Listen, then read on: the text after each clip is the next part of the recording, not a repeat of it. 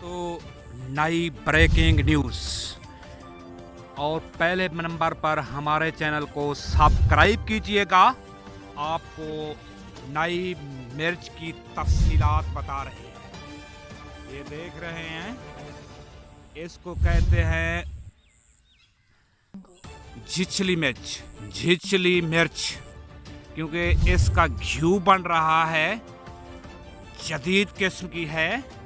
ये देख रहे हैं, बहुत सी फसल उगाई हुई है, क्योंकि इसका घी बन रहा है। ये फैक्ट्रियों में जाती है और घी बनता है इनका। ये देख ले अच्छी तरीके से। ये और तरीके की है, नई जदीद, क्योंकि बीज आया हुआ है, काश्त किया हुआ है फसल को।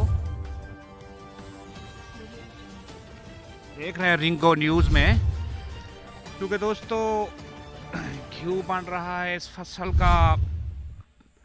अभी नई जदीद ब्रेकिंग न्यूज़ है।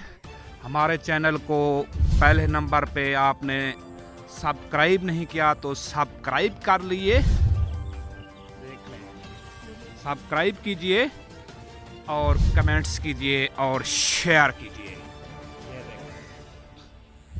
ये देख रहे हैं, बड़ी बड़ी मिर्चें हैं, बड़े बड़े फसल हैं यहाँ।